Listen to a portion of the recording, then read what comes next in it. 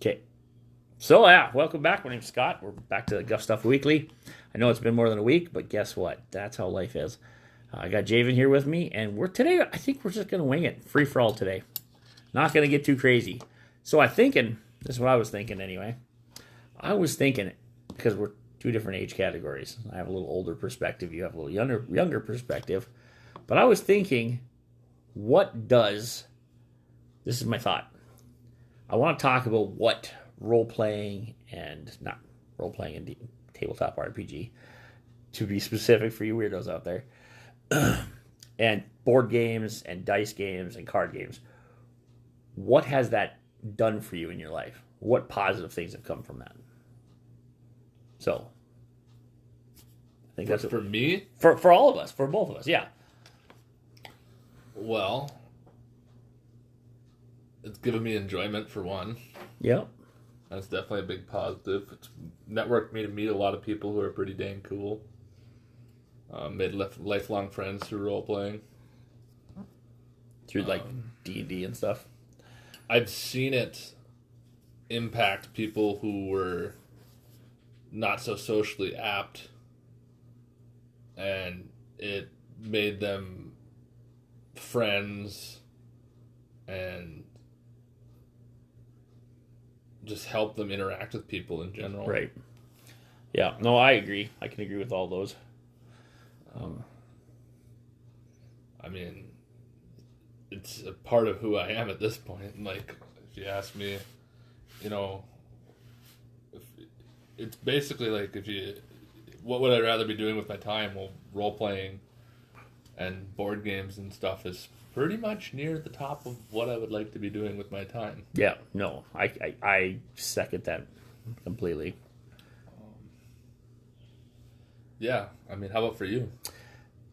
Same thing, except for, I've been playing for a little bit longer than you, mostly because I'm like twice your age, so that helps. But I think back a lot, and hence why I run a game store. This is kind of why I run a game store, is back in my 20s, which is the age of most people that come through here. I did not have a place to go in game. Like, the few people that I did manage to hook up with were relatives or random people I met in college. And, we'd always have to go over to somebody's house in game, which is fine. I mean, you get that person that doesn't care, that's fine. But it's always awkward to have 5 or 10 strangers in your house. Yeah. Not knowing. And not all of them always are all good encounters. Sometimes you invite people over that aren't necessarily good encounters. But yes, I've met a ton of awesome people over the years. And I'd say that out of all the people I've met that are my friends over the years, I would say the gamers are probably the ones that are probably my best friends. Yeah. Because you have your friends, like I have a bunch of friends that I had in high school that I talked to once in a while that weren't gamers. And if I called them up and talked to them, they would talk to me, but it would be more like a courtesy. Yeah. Where I call a gamer buddy up right now and I say, hey, if you're in the area, let's play a game. They're down. They're here. I mean, they're just here and they're going to game. Like, that's how it works. It's funny. I converted all my high school friends into gamers. Right. I tried. There was a few of them that just wouldn't do it because they were more worried about being smart and all that other stuff. Which, by the way, gamers are intelligent. Most of them are super intelligent people.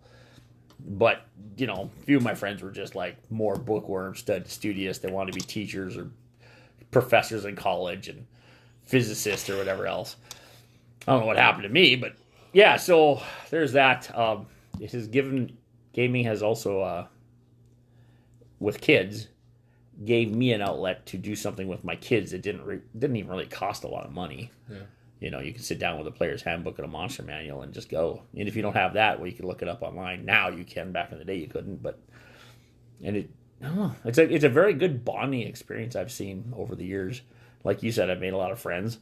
I've seen some very socially awkward people coming through the years, and whether they're playing in another place or playing here, they are some of the most unsocially awkward people now. Yep. They just, not like 10 people could enter a room that they didn't know, and they would just hang out and play games. They wouldn't care.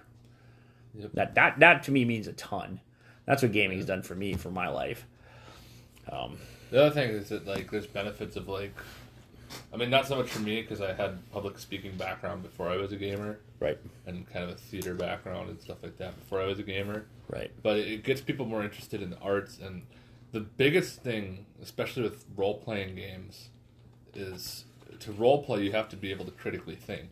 Right. And critical thinking is something that is lacking for a lot of people. Oh, yeah, definitely. A lot of people just brain drain and just zone out and do whatever. Which, I mean, don't get me wrong, there's nothing wrong with that.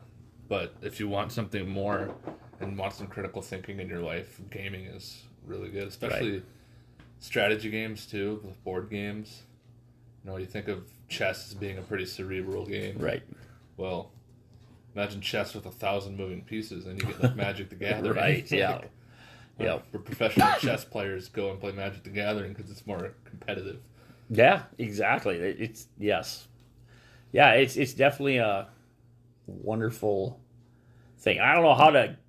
I wish I could like tell everybody who listens or everybody I know just to try it. Like I grew up playing board games to my family and this and that. So I'm not saying that board games weren't board games were definitely my path into this whole world. And they were very hardcore board gamers and card games. You know, cards. You know, you play Pinochle and 500 and whatever, Canasta and all those other ones. But when I started introducing some of my family to the not basic board games, started introducing them to some of the more odd ones, the more indie style ones, you know, cooperative board games, all of a sudden everybody's on board. Yeah. All of a sudden, holy geez, we don't have to go play Monopoly and hate each other when it's over. Yeah. It's like, yeah, there's a whole world of board games out there. And I think the Europeans have done it, pushed it upon us pretty well. You know, we've started bringing some of their games over, and a lot of that's cooperative style board gaming, or at least not competitive in the way Monopoly would be. Yeah. It's like Monopoly versus, let's say, like Pandemic. Right. And it's tell you what, it's made it easier to go to family get-togethers, which sounds weird. Not that I've ever had a problem. I'm a very social person. But it's made maybe some of my family members that aren't necessarily as social come out because they just want to play that game. They're like, oh. And all of a sudden now everybody's having a good time. Well, and it's a lot easier to get people into a game like a cooperative game than to, like, the thing I always remember is when we go to family events is, like, we play Pinochle. Yep. And we play a lot of Pinochle. But the thing is, only 4 people can play Pinochle. Right, yeah. And it's the same 4 guys Yep. for years until one passes away. And then someone gets to jump in. Finally get the chance to join in. Right. I'm a bit bitter, but... Oh, you haven't had your chance? No, I finally got my chance. But then Okay. we quit having family get-togethers. Oh, yeah, of course that happens too. So... Yeah, it's just... I don't know. I just wish I could push that upon people that are... They come into my store or whatever, and they look, oh, what do you sell? Board games? Oh, you got Candyland? Well, I mean, technically I could get Candyland. But why would you want to play Candyland when you could play? You know, Ticket to Ride or... Ticket to Ride's so good. I mean, any other number of Catan, Fallout, Munchkin. I mean, the list just goes on and on. It really does. Yeah. I don't know. Gaming in general just changes the world step by step. And like you said, it gives critical thinking. It also gives you the ability to test your morality out a little bit, I think. At least it has for me for over the years. You know, whether you play the happy-go-lucky rogue that only steals because, you know, the Robin Hood style rogue, or the sinister rogue that does it for greed, and well, then there's consequences. You find those consequences out in the game, well, then you can kind of relate that to real life. If I go into a local store and I steal like I did in the D&D world, okay, so the guards won't necessarily club me in the head. I mean, you never know. It depends on what state you're in. But you can learn the consequences. I like that, and I wish that more people would be brave enough to try it. Well, it allows you to... If you think about it, like, you watch, like, reality TV, or you watch a show where someone's experiencing something that's already set and scripted out and things like that. But the beauty of the role-playing games is that it's not scripted. Right. No. You don't know what's going to happen. And no. It causes people to think on their feet. And it's another thing, too, like, see people DMing. Like, I was absolutely flummoxed to see how many people wanted to actually DM. Right. We used to fight to have a DM. Yeah. Yep. But, like, it ended up just being, like, one guy would just default be the DM. But it seems like there's a lot of DMs now. Right. Yeah. Yeah, no, yeah, yes, I agree. Younger days, it was just like there was one or two people I would DM, and that was pretty much it. The rest just want to be players. I think that everybody should try to DM once, even if you know you're not going to really like it, just to try it. For me with the DMing thing, and there's another guy that comes in here and he hates being a player because he doesn't get to focus his attention on anything, right? Yeah. He just got to wait until his turn, essentially. Where your DM, it's always your turn. Even if the players are talking, you're still engaged and involved. And so there is that. Yeah, the social aspect of the MMO world, geez, I'm back in video games. The tabletop RPG, the board games, the card games, is just that you are dealing with humans. And I think maybe the world could deal a little better. Maybe if Biden and Putin got together and played a game of, Magic or Risk. Yeah, there you go. Played a game of Risk. Maybe they would just have a better understanding of how the world works between them two. Yeah. Like, it's just, I don't know. I think in this day and age, and we all know everything's controversial whether we like it or not. Whether it's the gas prices or religion or school or whatever it is, it really doesn't make any difference. Everything's so controversial. One thing that's not really that controversial is sitting down with your friends and just hanging out and having, even if they're not your friends. Like, I've met so many people just sitting in this room, sitting down to play a game. Well, one of my favorite people from college was a guy named Dave. Dave and I only ever played one game together. It was Ascension. Okay. And I don't know his last name. I don't know where he is now. I never added him on Facebook. But I knew that Friday night I could go to Paradox Games and Dave would be there waiting with Ascension. And so that's, I mean, for about 3-4 months, every Friday night, that's what we did. Right. We played Ascension. Yeah. And I think he's one of my best friends from college, and we still don't talk. Still don't know who he is. Not even sure if he's alive anymore. Yeah, but I don't know. Dave's probably still sitting there waiting. Yeah, probably. He's waiting to play Ascension. Did they make Ascension anymore? I think so, yeah. Okay, I wasn't sure. I guess I should stick up on that. Him and I, he's the one that I have the set that him and I curated after playing for I don't know how many hours. But I keep that set and I'll never change it. Right. Because it's the same set we played with. Right. We had 2 copies of it. Nice. The only thing I'm missing is the promo cards because he had the promo cards. Oh, there you go. But of course, he was Dave and he sat there and waited. So he just got I remember Dave. There you go. And I remember telling one of my best friends at the time too that lived in the city that I was in.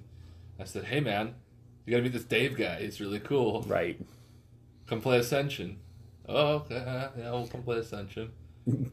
Fucking 4 hours later, it's like, okay, well, we gotta go now. Right. But, this is a good time. Yeah. So. Yeah, and if I bet you, if we have anybody of the gamers coming in here, or any of the guys, most of them, unless they're fairly new, and even then they would have their own stories to tell. I think we all have our stories to tell, at least if we're gamers. If not, you should get out and game, whether it's your local game store or go buy a game and just play with your friends. The story is really what makes it all. And the friendships and the relationships you build with people. I mean, I technically met my wife in a game. Now, this is a little bit different game. It was an MMO, but she plays board games with me. She plays card games with me. She's played tabletop RPGs with me. I mean, and all I'd say that is, you got my wife and my kids, and they all do the same thing. We can literally have a family D&D session at home just whenever we want. And I got my grandson growing up now. He's 5. I mean, he's going to want to play. I'm going to be like, hey, bud, you start learning how to read and write and add up basic numbers. You come on in. You can join anytime you want. Yeah. And so now maybe this summer. Maybe this summer I'll try something. I don't know. But yeah, I guess I really just wanted to have just a little session, a little short podcast about just talking about how it's impacted your life. And I'd say we're pretty similar. Yeah. You know, my top things in my life right now, family obviously is my number one, but my number two is gaming. Yeah. Like literally, and if I can do both together, that's even better yet, which I do. I bring my daughter frequently to most of the games I'm in. Yeah. And my son sometimes comes over and plays, and sooner or later it's going to be my third generation. My grandson's going to be playing, and if I live long enough, maybe I could even have a great grandchildren here playing with me. You go. If I get my mom, she's played. We could have 4 or 5 generations all at one table playing games. Wild. Yeah. Yeah, well, like I was saying earlier that I got my family into these games, and they're like, I buy indie games and I try them and I sit them down and they try the games, and my brother is like, well, I want that. I want to try that. And, you know, first time, it's kind of a funny story. The first time we played Legendary and DC deck builder games, the Marvel and DC deck builder games, I could see the horror on their face when I started pulling all these cards out, and they're like, "Oh, what is he getting us into?" Oh man, okay, but I love my kid. You know, that's what my mom was thinking. My brother's like, "I'll do it for Scott to help support his store," and all of a sudden, bam, they are addicted. Like my mom owns every Legendary box, even the ones that are expensive. She had to buy off the black market. I mean, she owns all the Legendary games for Marvel specifically, I guess. And they just play. Now I've introduced them to other indie-style games, you know, and they just can't get enough of them. Yeah. And then, of course, they bring them to other family members, and pretty soon I got people calling me up, "Hey, can I get Legendary?" It's like almost like a drug. I'm waiting for the time to get my parents into gaming. My mom would do it, but the thing is, my mom should be hyper competitive like me. Yeah, that's okay though. There's plenty of games you can be hyper competitive and still have fun with. Yeah. You know, I mean, get them hyper competitive towards Pandemic. I mean, you and your friends against the board, man. Like, and I have plenty of games to try out too. Right? Oh yeah. Well, yeah. My cupboards are full of them. Yeah. But yeah, so I don't know if there's anything else you want to add. That was kind of what the whole goal of this podcast was: get everybody thinking about gaming, get thinking about what it could do to your life. It changed my life 100%. I don't know what I'd be doing if I wasn't. I'd probably be just a bored factory worker playing video games by myself, to be honest with you. Basically, what we're trying to say is get out there and find your Dave. Yeah, find your Dave, exactly. Find your Dave, go out and find him and play. Anyway, I think that'll be good for now. I will wrap this one up and we'll see you next time. My name is Scott. You can call me Guff. I'm signing off.